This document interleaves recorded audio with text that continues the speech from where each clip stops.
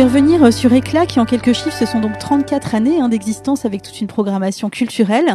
Vous proposez en moyenne entre 5 à 12 spectacles par an, du théâtre, du cirque, de la musique, de l'humour également, avec parfois des combinaisons assez originales, telles que le théâtre-cirque ou le chant marionnette.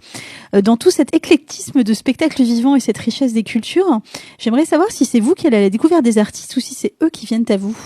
Non, on participe à des festivals, on va à Avignon, on fait Région en scène, il y a le Chaînon aussi, et donc on va voir plusieurs spectacles, et on essaye souvent de sélectionner des spectacles d'Occitanie, et voilà, donc on fait une sélection, donc il y a une commission programmation qui se réunit, donc elle est déjà en train de travailler sur la programmation 24-25, et voilà, on essaye on fait des budgets, etc., et donc là, la programmation est bien avancée déjà. Alors, cette année encore, vous avez également signé un partenariat avec la scène nationale d'Albi. Qu'est-ce que ça induit, ce type de partenariat ? Disons que ce que l'on fait, c'est que l'installation d'un spectacle peut être très lourde, et donc le partenariat avec la SNA nous permet de programmer des spectacles lourds à l'installation et de partager un petit peu les frais et les bénéfices. Donc cette année, on va programmer, c'est le 13 mai, je pense,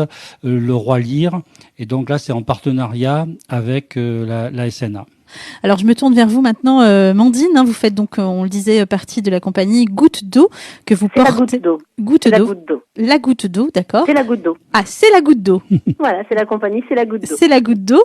Donc, c'est un projet que vous portez avec votre compagnon Émilien Urbach, c'est ça ? Oui, Émilien Urbach qui a coécrit le spectacle avec moi et qui a fait la mise en scène du spectacle Éclaboussure qu'on présentera le week-end prochain.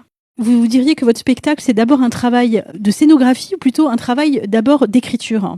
Simplement pour faire l'historique de ce spectacle, en fait, au départ, on a embarqué sur l'Aquarius, qui était le premier bateau de sauvetage de SOS Méditerranée, avec Émilien Urbach. Donc lui, en tant que journaliste, puisqu'il est journaliste pour le journal L'Humanité sur la question migratoire, et moi en tant qu'autrice de théâtre.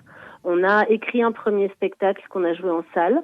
Ensuite, on a décidé que c'était un spectacle qui devait se jouer sur la mer Méditerranée. Donc, on a fait l'acquisition d'un bateau à voile et on a organisé une tournée. Donc, on a joué ce spectacle dans une nouvelle version qui jouait en français, en grec et en italien. On est parti de Marseille, on a joué à Menton, on a descendu toute la côte de l'Italie, la Sicile, la Grèce, jusqu'à Lesbos en face de la Turquie. Et donc, ce spectacle Éclaboussure, qu'on va présenter le samedi soir, c'est en fait le carnet de voyage de toute cette odyssée. Ça raconte l'histoire du spectacle qu'on a joué, mais ça raconte aussi la tournée à la voile, les rencontres qu'on y a faites, et puis ce qu'on en garde et ce qu'on a envie d'en dire.